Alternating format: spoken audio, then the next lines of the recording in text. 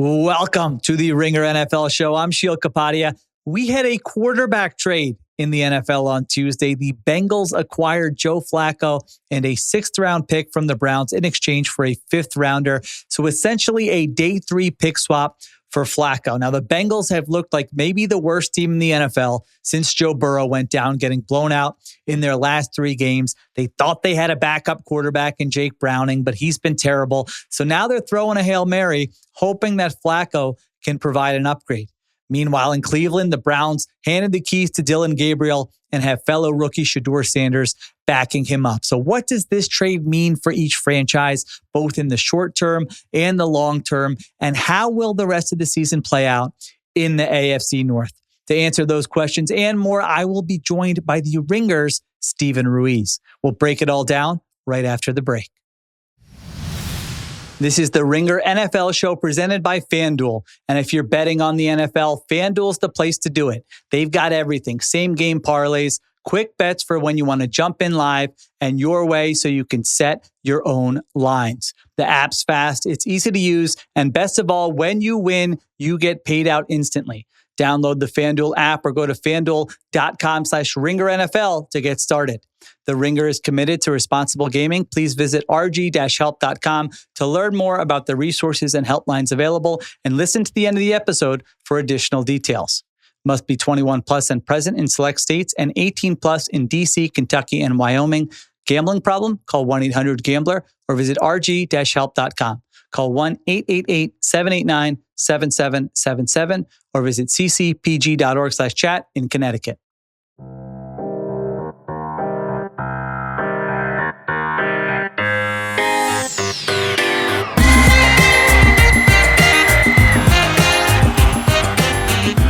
All right, we're back here with Steven Ruiz. Let's start here, Ruiz. What does this trade mean for each team in the short term? You know, it almost feels like here's my take on the Bengals side of it. Let me know if you agree, because I told you before we came on, you've been grinding the Jake Browning film closer than I have, but it almost felt to me like the Bengals might have been facing like a mutiny or something. You know, it just felt untenable with the way Ja'Marr Chase and his body language, the way this Jake Browning experience was going. It almost felt like they were saying, we can't do that for 13 more weeks. Like it's not going to happen with this group of players. We have to do something here. So I think to me in the short term, they were like, all right, you know, let's try another quarterback. We don't know if he'll be better, but we just can't continue with the Jake Browning experiment. What was your take from the Bengals perspective, what this means just in the short term? I think it's more the coaches than the players like Ja'Marr Chase and T. Higgins, who certainly weren't getting good service from Jake Brown by any means. I don't think it's hard to like pinpoint a strength with him. It's like he's fine, even fine is generous. It's like he's okay at everything across the board. Like his accuracy isn't that big of an issue, but it's not a strength at all. It's not good accuracy, but I think it's the turnover-worthy plays, really. Like, just putting the ball in danger. Yeah. I think they wanted Jake Browning to come in, run the system. We've talked about this a bunch, about how their system kind of becomes more quarterback-friendly.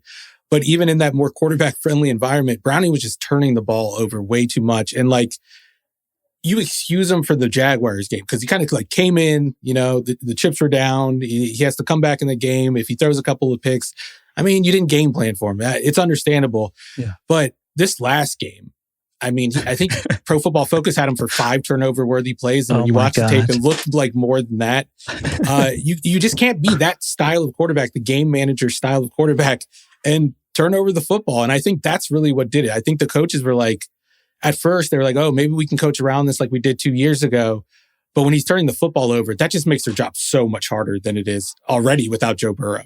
Yeah, it's so weird because we talked about how he came in 2023 and he wasn't like the greatest quarterback we've ever seen, but he kept them afloat. He had 7 interceptions in 9 games in 2023. He has 8 interceptions in 4 games this season. And to your point, they're not fluky. It's not like, oh, the ball's bouncing off a receiver's hand. He leads the NFL in percentage of turnover-worthy plays. So it just looks like a different guy than we saw 2 years ago here. So they're 2-3. The AFC North is a mess. I guess they're thinking, hey, can Flacco just give us a little bit better chance to sneak into the playoffs? And, maybe we get Joe Burrow back in December here. I was wondering, why would they go this route rather than someone like Kirk Cousins? Would he be a better option than Joe Flacco here? I mean, I think the worry there is the investment. I remember during the offseason, the Falcons wanted teams to pay $20 million of the guarantees left on Kirk Cousins' deal. And that's just like a non-starter, especially for this team. Mike Brown, you come with a $20 million guaranteed bill. Mike Brown is not even answering the phone at that point.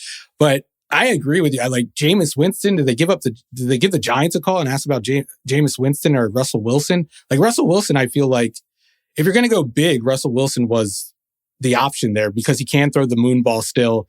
I don't know if he can direct it as well as he used to, but you don't really need to when it's T. Higgins and Jamar Chase tracking the ball downfield. But it feels like, to me, trading for Flacco is almost giving up. And it's almost like, okay, now we have a quarterback who won't turn the ball over as much as Browning did.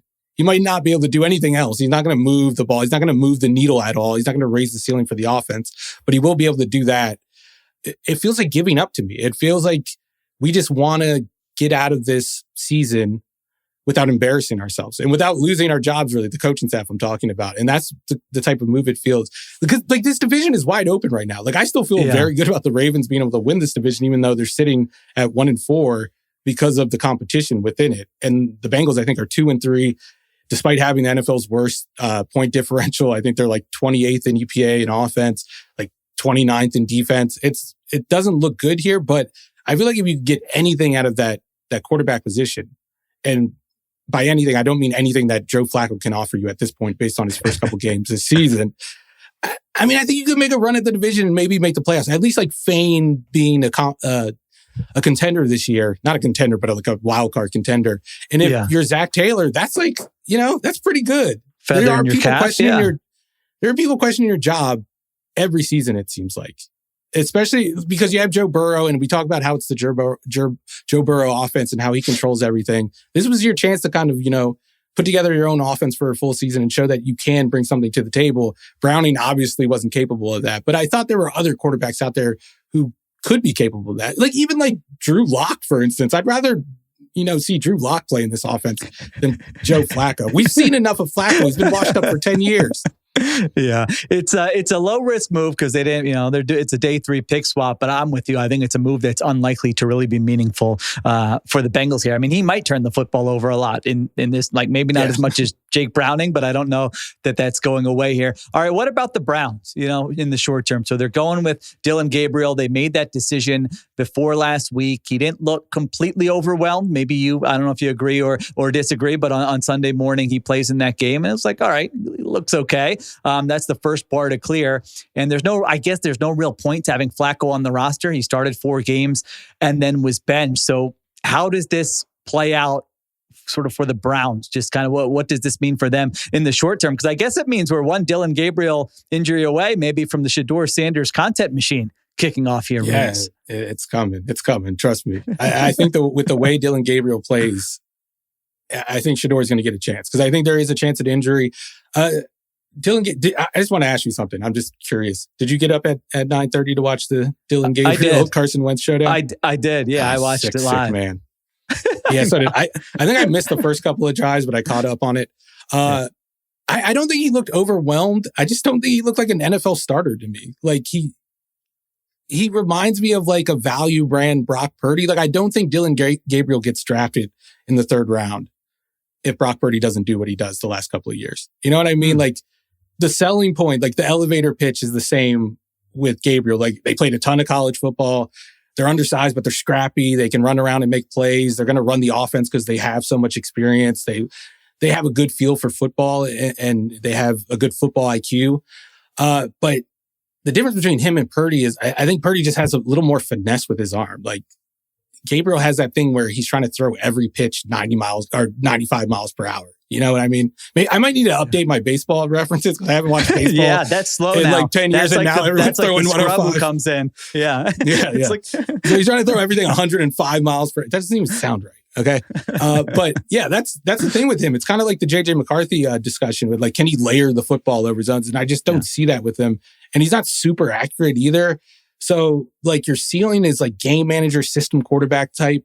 But I just think he doesn't have that down-to-down precision that you need. So like, I can see why the Browns feel comfortable having him run the offense right now. And I can totally see why they picked him over Shedeur to be the starter after benching Flacco.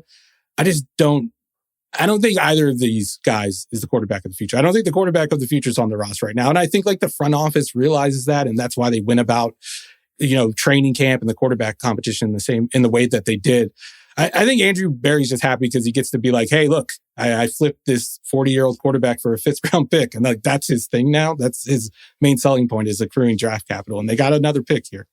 Yeah, I wanted to talk more about that, just kind of what this trade means for each team in the long term here, because you touched on it there. I guess you want some information gathering the rest of the way with Dillon Gabriel. Like I probably lean towards what you're saying here, but maybe they're like, all right, well, let's at least give it a shot and make sure we know what we have in him before we have to make these off-season decisions here. And then I think, their offseason is pretty interesting because they've taken this approach where it's like, let's take a bunch of dart throws. We're trying to get out of the worst contract and the worst trade in NFL history with Deshaun Watson. We'll take Gabriel. We'll take Shador. We'll get Flacco. We'll get Pickett. Let's just see where we are. And this is where they are. I mean, now only 2 of those guys are on the roster. You have a good defense. You have 2 first-round picks next season. And so now they are in this spot where it's like after the season, can you build up the roster around Dillon Gabriel? Maybe not. Do you want to take a big swing in the draft and draft a quarterback with one of those picks or move up in the draft? You could potentially do that. Can you trade for a quarterback? I mean, right now we don't know, but I don't know. Just Kyler Murray or Tua or Bryson. I don't know. I'm just throwing names out there. Is there someone available who it's like, we have draft capital, we can make a trade for a quarterback? And then I think the last option here, Ruiz, is the reclamation project quarterback. I think this is about to become a major storyline in the NFL. It's almost defined the first 5 weeks here. When you look at Darnold and Daniel Jones and Baker Mayfield, are teams going to talk themselves into this and say, oh, Mac Jones didn't look too bad there last week, or Carson Wentz? Is there something? I'm just saying, I think there are some of these guys that teams will look at and say, well, we don't have to spend a ton of resources yet. Let's build up the rest of the roster, put them in position to succeed. So how do you see all those different options with the Browns and what they're looking at kind of in the long term here? It'd be pretty bold of the Browns to try to do the quarterback reclamation thing when they're the franchise breaking all of these quarterbacks. You know what I mean? I don't think they should have any confidence in their ability to build up a quarterback when they can't even find one. Like, you just look at this regime's, the cracks they've taken. And I think before the Deshaun Watson, like the off the field stuff came along, everybody was like, oh, Deshaun Watson's like a top 5 quarterback. And like, it's going to make their quarterback room better if you ignore all this crap that you shouldn't ignore. And they struck out on that one. But like beyond that, like drafting Gabriel, bringing in Shador, Kenny Pickett, Joe Flacco, all these guys they brought in, like, I don't really have a lot of confidence in this regime being able to identify a good quarterback. If I'm them, and if I'm Kevin Stefanski too, like assuming that he has the job next year, I'm like, for the love of God, can I develop a quarterback? Can you give me a quarterback to actually develop instead of trying to take these shortcuts and finding one or throwing dartboards on day 2 and day 3? I think there's some promise there. Like what we saw him get out of I know we talk about the Browns breaking Baker Mayfield, and I just made a joke about it, but Stefanski was getting good football out of him. So if I'm intent on keeping him around, which I feel pretty good about, I think he's a decent coach. Like, I feel like they haven't sunk to the bottom of the league, and they've had every reason to sink to the bottom of the league. Then if I'm him, I'm going to the front office and I'm be like, can we just do this the right way? Can we bottom out this year, draft a quarterback? If we have to throw in a couple extra round picks to leapfrog a couple of people, then so be it. I know this isn't the best quarterback class, but there's enough there where you could probably talk yourself into finding a franchise quarterback. But that has to be the play here. No more shortcuts for them. I'm with you there. For the Bengals, I'm curious because you did bring up Zach Taylor's job security, and you're right, it does come up, but you mentioned the Bengals financials also, and I don't know that they're in the business of let's pay a coach to not coach for us. And I do feel like he has a pretty easy out here with, come on, Joe, Joe, my quarterback, franchise quarterback got injured. Look at what's happening with other teams when that happens. And so I think Zach Taylor's going to be okay. I don't think this is like a job preservation thing for him with Flacco. I mean, that would be the saddest job preservation thing of all time. To save my job, go get me Joe Flacco. I don't think that's what's happening here, but I think they're just getting like a real look at the roster and their weaknesses. And it's like, you chose to build it this way. And I think you can win games this way with the quarterback and the wide receivers taking up so much money. But like, there's got to be something, whether it's the defense or the offensive line or whatever. There's got to be, like, you have a lot of holes on the roster here now. So how do you kind of look at them long term and what we're learning about them and how they build this thing to get back to being a contender? Well, the thing about like the coach job security and then the front office job security is that the front office is kind of like a family style front office, just like the ownership group. So you can't just like fire like Katie Blackburn, Duke Tope. Those guys, they've been around forever. And I don't think they're going to be the first ones out the door. I think Zach Taylor is going to get the blame. And for him, because Burrow has been hurt, one, I think expectations have been lowered a little bit because it's like, oh, they didn't make the playoffs, but Burrow, started the season bad. Burrow was hurt for the first month. Burrow got hurt for the second half. Of course, they're not making the playoffs. And for him, it's always been about like just not crashing the plane, like just keeping it afloat. Yeah. And right now, it's on the verge of crashing. I know they've won 2 games. They were lucky to win that Jaguars game. They were kind of lucky to win that Browns game, actually. It could be 0-5 right now. And I think the sky would be falling in Cincinnati. I think we would be talking about Zach Taylor and his job security. But I don't think we're that far away, which is why I think this is a desperation move. It's like we just can't embarrass ourselves this year. But if I'm the Bengals, I'm thinking about that extension they gave him right after the Super Bowl loss, where before the Super Bowl run, there was already talk about it. There was already talk about, like, what is he bringing to the table? Like, do we need another quarterback for Joe Burrow? Lou Anarumo goes on a heater in the playoffs. Patrick Mahomes loses his mind in the second half of the AFC Championship game.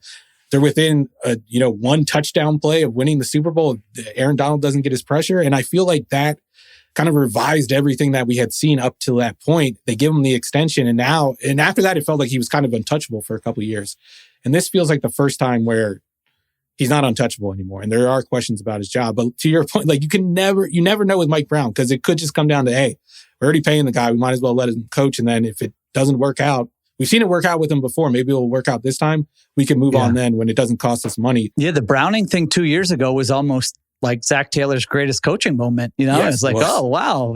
This offense did their 4-3 with Jake Browning. Like, you do learn about coaches and coaching staffs when backup quarterbacks have to play. And just from a roster building standpoint, in addition to adding talent on defense, in addition to adding talent on the offensive line, now they do have to think about backup quarterback in the years ahead with Joe Burrow, because they thought they had a guy with Jake Browning. Now they're telling you they don't have a guy. Joe Burrow has been injured in 3 of his 6 NFL seasons. And so now that's something else that they have to address after the year. So I still think that, now, you are right, though. There is a point where it gets so bad where it's going to be like, well, we might have to do something despite the Joe Burrow injury. I still think the most likely scenario is that they play poorly, but Zach Taylor comes back and they chalk it up to the Burrow injury. But we'll see how that goes. All right, let's take a break. We come back. Let's finish with how we think this is going to play out for both of these teams. This episode is brought to you by Little Caesars, the official pizza sponsor of the NFL. At Little Caesars, the pizzas are always large, so you'll always get more bite for less buck on game day. I'm not high maintenance. I'm a simple guy. Just give me a plain cheese, like they said, large, eat it all day, eat it for lunch, come back, have a little slice later in the afternoon for dinner. I mean, what's better than that? And right now you can get 15% off orders over $15 on NFL game days with code GAMEDAY. Order now at littlecaesars.com or in the Little Caesars app. Offer ends February 8th, 2026. Offer good at participating Little Caesars stores, on app and online orders, excluding third-party online sites, with an online purchase of $15 or more. Only available on NFL game days. Enter promo code at checkout to get 15% off your online order. Max discount $5. Limit 1 person per day. Cannot be combined with any other offers, plus tax where applicable. Prices may vary. Delivery available from participating locations with online orders only. Copyright 2025 LCE Incorporated. All right, we're back on the Ringer NFL show. So how does this play out with the Bengals the rest of the way? Like, what does this look like? Do you think they've looked like the worst team in the NFL the last 3 weeks. Do you think that continues with Flacco, or do you think it gets a little bit better where, like you said, they don't embarrass themselves, even if they're not in that mix when Joe Burrow comes back and gets healthy? At least it's sort of a respectable performance the rest of the way. If I'm Joe Flacco and I'm coming into the facility, I'm like, please, for the love of God, don't play me on Sunday. Whatever, like, I'll play after that, but don't play. They're playing at Green Bay. They're playing the Packers, Micah Parsons. I can't imagine Joe Flacco running away from Micah Parsons. I kind of want to see it now, just out of like morbid curiosity. But I think it can get really ugly there. And after that, they get the Steelers, they get the Jets, they get the Bears. Like I feel like that's a pretty good litmus test, that little 3-game run, because those are like mediocre teams. And if you can't compete with them and it looks like more of the same with them, then I'm willing to just be like, this season's lost. Because after that, it gets really tough. They go to Pittsburgh, they play New England, which is a tough matchup all of a sudden. Then they go to Baltimore, which you assume that Baltimore will have its shit together by then. But then at Buffalo, I mean, we could be looking at like a 10-game losing streak. And I don't know how you come back from a 10-game losing streak, but like the season seems lost to me. I know they have the 2-3 record, only a game and a half back in the division. Yeah. But like I said, worst point differential in the NFL. That usually, leads to poor results going forward. 31st in offensive EPA, 27th in defensive EPA. The defense doesn't seem to be getting better. The offense is regressing. It's hard for me to make a case for this season. It was much easier when Joe Burrow first went down and you had 2023 to lean back on. Like, well, look, the offense was pretty good. But now that you don't even have that, and we're back to where we were on defense a year ago, you have to have something. You have to have something to win football games, and they don't have anything right now. And the other thing is, I know we're like, all right, Flacco should turn it over or be a little bit better than Browning. Statistically, if you're just looking at it, 33 qualifying quarterbacks this year.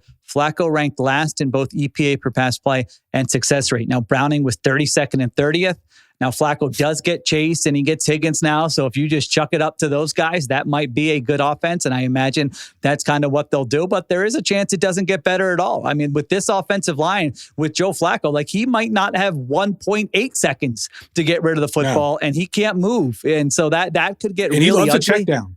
He loves the check down. There's no quarterback that loves to throw the check down first. Like, it doesn't even seem like he's playing quarterback. It seems like he's trying to survive playing quarterback. If you know what I mean? Like, that's a win for him, is I didn't take a big hit in the pocket. So if you're expecting him to hold on to the ball for long enough for Jamar Chase and T. Higgins to get downfield, I don't think it's going to happen. They better be running like 15-yard go routes if that's going to happen.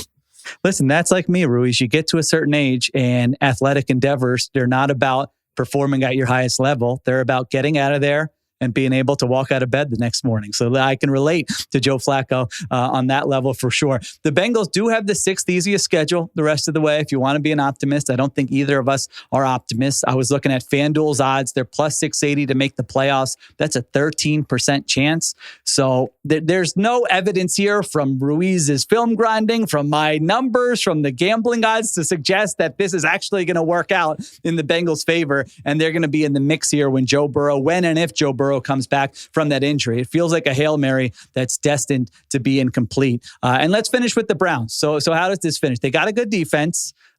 We saw Gabriel for 1 week. Are they like one of the worst teams in the NFL the rest of the way? Can they get to 5 or 6 wins? What do you think we see from them? Is there a chance that Gabriel plays so poorly that we see Shedeur? Or do you think it's only if Dylan Gabriel goes down with an injury that we see Shedeur Sanders? So look into your crystal ball for the next, 13 weeks here. I think if Shedeur only gets in if Gabriel gets hurt. Because I agree with that. I kind of crapped on Gabriel's skill set. But he is going to run the offense. He's not going to put the ball in harm's way too much. Yeah. And you can move him around. You could do stuff with him that you can't do with Shedeur even. Like, Shedeur is not a guy that you want to move outside of the pocket at all. That's not his skill set. The coaches are unlikely to get to a level of annoyance with Dylan Gabriel that want that to the point 100%. Where they feel like making a move. I think that's the key.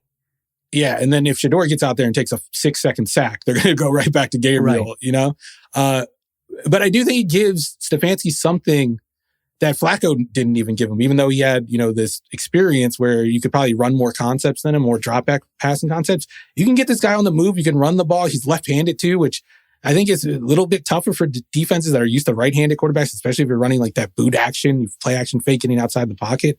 And the defense is good. Like, they can win a game. It's about matchups in this league. And we saw in week 3 when they beat the Packers, like, if you have a suspect offensive line, you're going to be in a dogfight with Cleveland because they're going to get pressure on the passer with Myles Garrett. Malik Collins has just been unblockable this year from what I've seen. The schedule isn't that difficult. I mean, it's a favorable schedule. Yeah. Yeah, they play many of the same teams that the Bengals do, and I think they match up a lot better. And like I said earlier, you have to have a thing you can lean on to win football games. The Browns definitely have a thing. in that defensive line. And that defense can look like a top 5 unit in any given week, depending on matchup. So I think they have a chance to be in this race like in the last month just because the division is so bad. And I don't trust Pittsburgh right now. Like you watch Pittsburgh and you look at their numbers and it seems like that 3-1 start's very fake. Baltimore, I'm assuming they get their stuff together, but like the defense might be unfixable at this point. And the offensive line isn't protecting Lamar Jackson in a meaningful way. So I think they're a very flawed team and they're obviously behind the 8 ball. The problem is that you are 1-4, the Ravens are 1-4, so you don't even have a head start on them and they're clearly the better team. So I don't think they're going to make the playoffs by any means, but like, I'd say like December 21st, maybe until they're eliminated from the playoff race. Yeah, it's the second easiest schedule according to the betting market. So they got that going for them. Like you said, they've got the defense that can keep them in games. I still think maybe 6-ish wins, maybe 7-ish wins. But we'll, like you said, that might have them in the mix in December with the way this division is going. So who knows? Let me put it this way. Let me sum up the trade this way. Yeah. When it's 2025 and there's a trade involving Joe Flacco and you're the team getting Joe Flacco, you lost the trade. You're in the worst spot. There you go. Well said. Good one to end on. Thank you to Steven Ruiz. You can check out his quarterback rankings Wednesday, Ruiz? Is that when they? Wednesday, right? All right. Wednesday on theringer.com. All right. I'll be right back with the Hurry Up. All right. The Hurry Up is our closing segment where I give you a take on something happening in the NFL. We actually had another pretty interesting trade on Tuesday with the Ravens trading edge rusher Odafe Oweh to the Chargers for safety Alohi Gilman. This one surprised me because you rarely see contending teams do player-for-player trades with guys who are actually contributing. So let's start with the Ravens. Their defense has been decimated with injuries, and it's one of the worst in the NFL. Now, they're clearly looking for a fix, and they think that fix starts with getting better in the secondary. They signed safety Chauncey Gardner-Johnson to the practice squad, and now they have Gilman and are hoping that this will help stable things defensively. But the thing is, the pass rush has also been an issue for the Ravens. And while Oweh doesn't have a sack this season, he does lead the team with 15 pressures. So I was thinking about this, and I think a key here is that the Ravens created $8 million in cap space with this move. That's according to The Athletic. So it feels like there's another shoe to drop. I don't think they're just saying, hey, we're good with our edge group. I think they probably make another trade for a different edge rusher in the weeks ahead. So Oweh is set to be a free agent at the end of the season. That's also another factor. He wasn't going to be with the team. So keep an eye on it. See if the Ravens maybe make another trade here in the weeks ahead. Now, as for the Chargers, it's surprising on their end too, because Gilman has played the 4th most snaps of any Chargers defensive player this season. He was a key player for them. It's not like this was some backup who they can just trade and hasn't played a role. They must be looking at this saying, hey, Khalil Mack is sidelined with an injury. We like our safety depth. We need more pass rush. And so they make the move to bring in some pass rush with Oweh. Again, it's an unusual move for a team that's 3-2 and has played pretty well defensively. You don't usually see those teams making a shakeup with a starter like this, but they gotta just be banking on more pass rush and the safeties they have on the roster. So I think overall, a lot of teams are looking at the AFC landscape and seeing an opening. Usually teams are unwilling to make deals like this because it's hard to just plug in new players in the middle of a season. But to me, they overthink that aspect at times. If you have a good feel for the player, their role, how they're going to fit in, and you trust your coaching staff, you can make it work. So I understand the move from both sides. It's fun. We could have a pretty active trade season here. And maybe this was just the start of it. All right. Appreciate everyone listening. Thank you to Christopher Sutton for producing. Kiera Givens on social. Additional production supervision by Conor Nevins and Arjuna Ramgopowell. I'll talk to you tomorrow on the Ringer NFL Show.